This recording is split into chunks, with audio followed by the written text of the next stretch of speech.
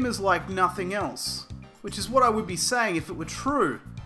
This game has addictive qualities about it that ultimately fails to generate any excitement as it's aged poorly.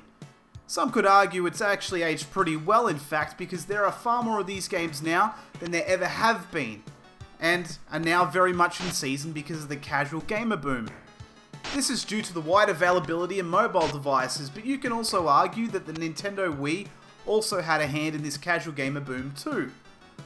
It's not the game's fault for its poor aging, but in a sense, you could also say it was a forerunner and perhaps a visionary type of game of what is to come. Which is something I would be saying if it was true, and that this hadn't been done before. There is no story, as this is a simple puzzle game. I mean, it hasn't stopped other games in the past giving us at least something. It was available on PC, SNES, Game Boy, PlayStation and the Sega Saturn. And the Sega Saturn version is what I will be concentrating on. Presentation is functional. The design is as dated as a Prince film and menu colours that do not work. The game is commonly attributed to being designed by Alexei Pajitnov.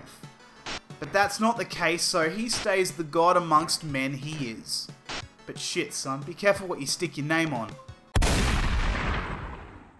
Graphics are, at best, average. As a puzzle game with a simple mechanic, you would have thought they'd spent more time giving a little bit more dazzle. It is bland to look at and the colours are very simplistic in a very dull way. I have a feeling that what I experienced was not normal when I played this game, because if you hear carefully,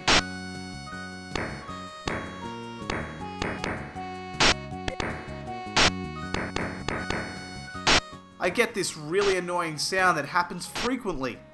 If this is really a part of the game, they need to fix it because it was grinding on both my ears and my patience. I'm going to assume that it is because I played it on a PAL Saturn with an action replay cart and it's a side effect.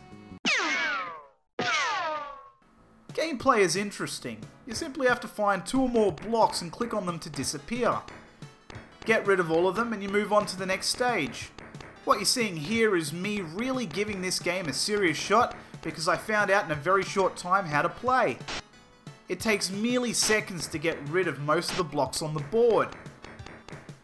You can spend time intricately going through and getting rid of big lots of blocks, but the strategy I formed was to get rid of all the big combos quickly, leaving a corner bit of shit that you spend the majority of your time wasting to get rid of.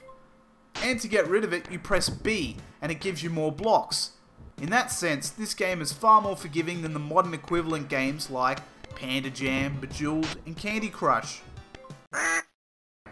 Lasting appeal differs, really depending on how quickly you adopt the gameplay and how impossible you find it to put down.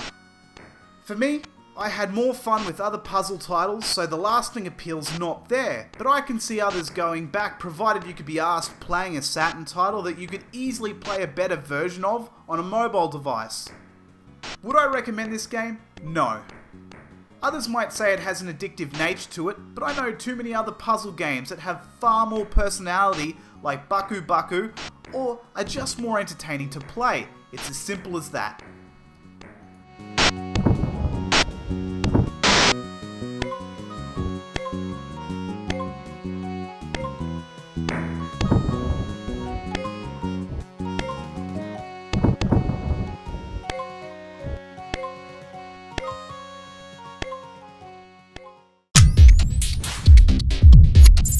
As always, thank you very much for watching. Click on the TV to see the last review, and click on the name underneath the television if you'd like to subscribe.